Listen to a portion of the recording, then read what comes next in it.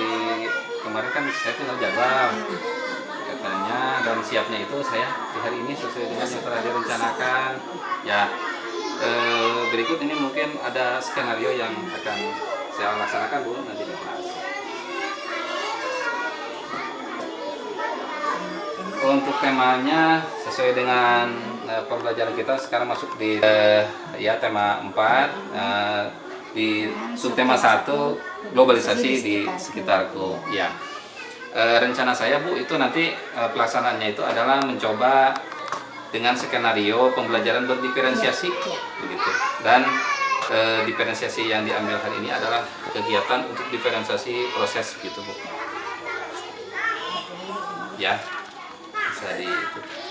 Nanti kalaupun misalkan ada kekurangan, mohon ada masukannya dari Ibu. Nanti kita praktekkan, lihat dari prakteknya Iya. apakah tidak dengan perencanaan. Ya. Kegiatan sumber Ya. kemudian ini LK-nya ya. Untuk LK-nya, untuk LK nanti di kegiatan anak-anak semua sudah komplit. Ini evaluasinya. Ya, untuk evaluasinya. Diterima ya, nanti kita praktekkan langsung ya. Langsung di kelas, siap Ibu. Ya. Udah cukup Bu? Ya. Ya, terima kasih. Assalamualaikum warahmatullahi wabarakatuh.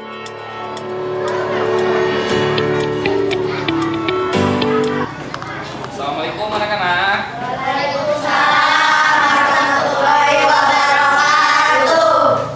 Alhamdulillah hari ini komplit ya semuanya. Untuk selanjutnya Bapak minta salah satu dari rekan kalian untuk memimpin doa. Silakan.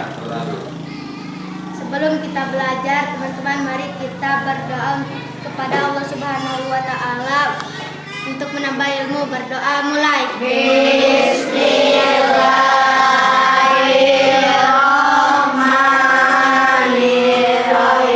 Alhamdulillahi Rabbil Alamin. Ar-Rahmanirrahim. Maliki yaumiddin. Iyyaka na'budu wa iyyaka nasta'in. Ihdinas siratal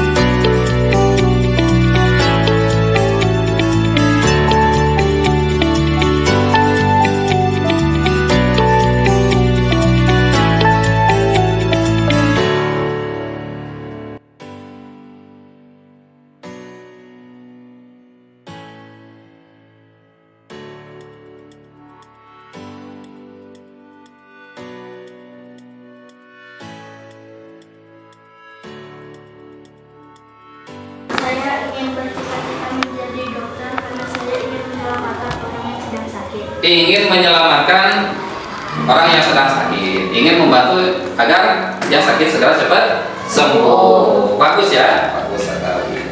Kemudian siapa lagi?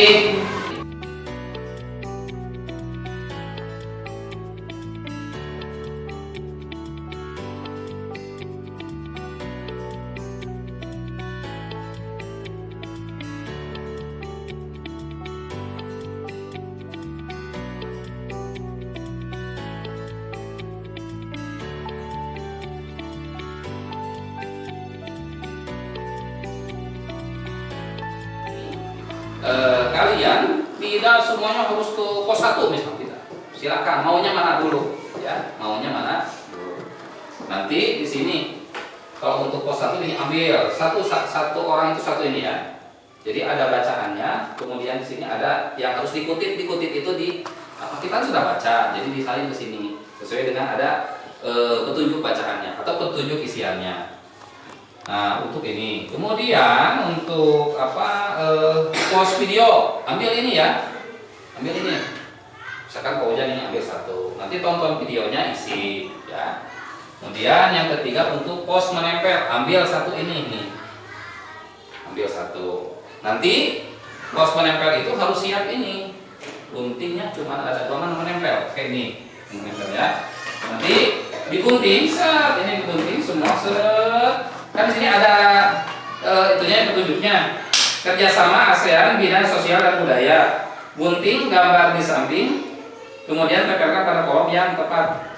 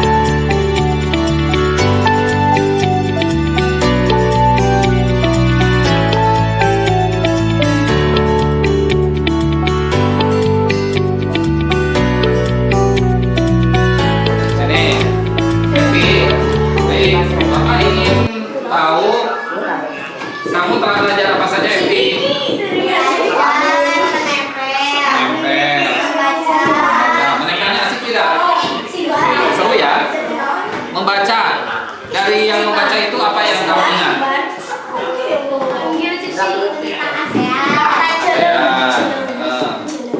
Tentang ya.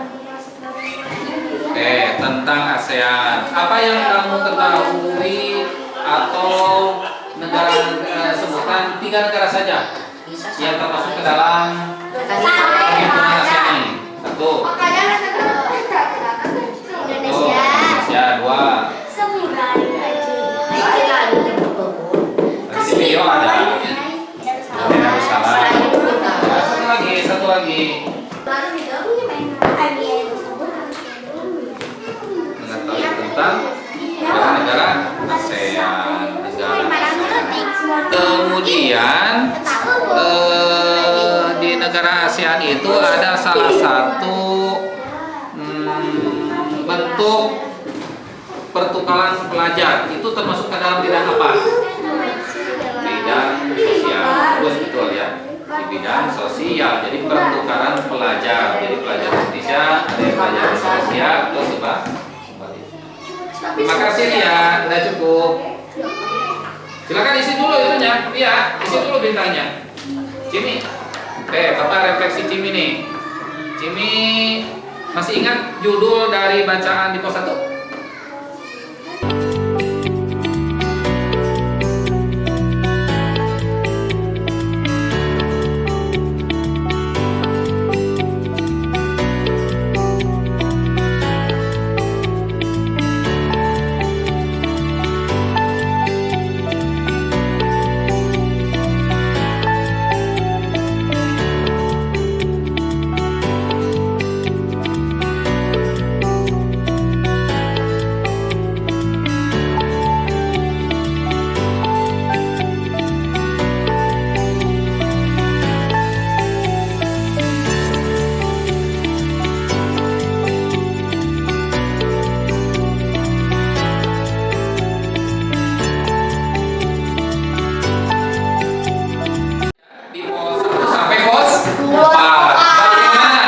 Kegiatan belajar kita pagi hari ini seru. Pos mana yang kalian sukai? Video. Video menempel. Pos baca juga seru? Alhamdulillah. Dan kemudian tadi saat Bapak refleksi, kalian semua sudah hampir bisa menguasai, hampir 99% menguasai materi yang dari setiap pos. Oke, untuk selanjutnya mari kita buat kesimpulan dari pos bacaan. Dari pos bacaan, ya. Dari pos bacaan itu ada satu bacaan atau satu wacana, yaitu judulnya adalah Hillary Clinton menjadi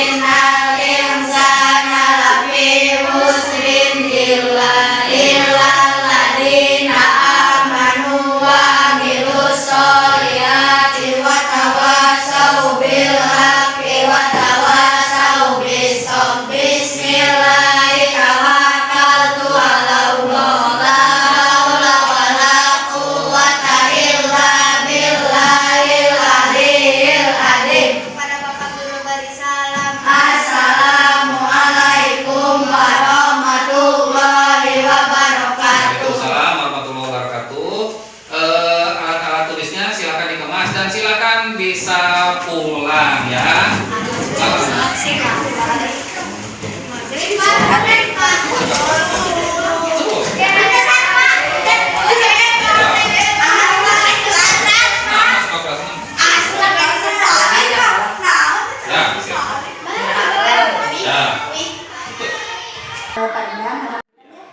Perhatikan barusan pembelajarannya sesuai dengan yang direncanakan, terus anak juga terlihat semangat ya karena pembelajaran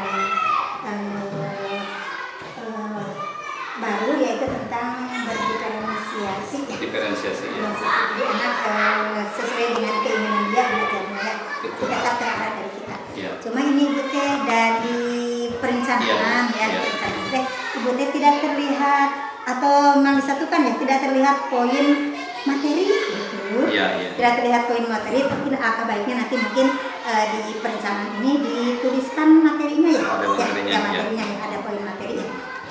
Kalau untuk secara keseluruhan alhamdulillah ya sudah sesuai dengan semua item perencanaan sudah tertulis di sini. Cuma jadi tentang materi ya. Ya. Jadi materinya mungkin pandang ada di terselip di tujuan atau di kegiatan ya. Tapi alangkah baiknya kalau ada khusus poin materi, jadi jelas materinya apa pembelajaran ini. Siap. Ya, barangkali terima kasih Ibu. Itu masukan yang sangat baik bagi saya. Mungkin nanti betul saya bisa menuliskan di poin materinya.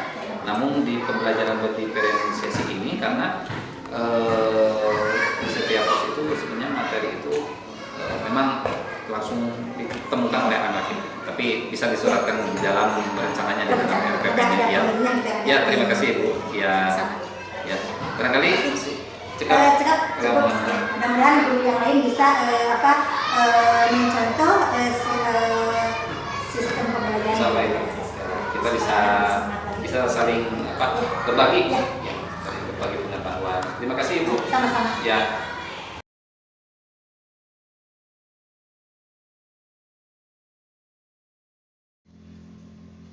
Pembelajaran berdiferensiasi menawarkan fleksibilitas pada siswa. Dalam pembelajaran ini, semua gaya belajar siswa dapat terakomodir dengan baik. Diferen artinya berbeda, tetapi meskipun demikian bukan berarti setiap siswa diberikan materi yang berbeda. Tidak demikian. Yang dimaksud diferen di sini adalah bahwa setiap peserta didik di kelas kita ini memiliki kebutuhan yang berbeda-beda. Setiap individu itu unik. Mereka memiliki profil belajar yang berbeda, gaya belajar yang berbeda, dan cara belajar mereka masing-masing.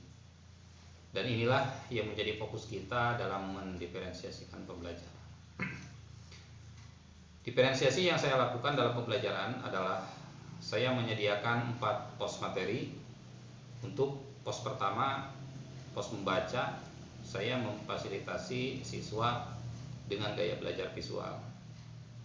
Pos kedua yaitu pos video, saya memfasilitasi siswa dengan gaya belajar audiovisual.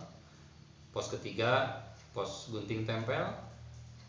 Di sini saya memfasilitasi siswa dengan gaya belajar kinestetik. Dan pos keempat adalah pos bicara, di mana di sini supaya kita bisa menggali anak-anak yang memiliki kecerdasan verbal atau spasial.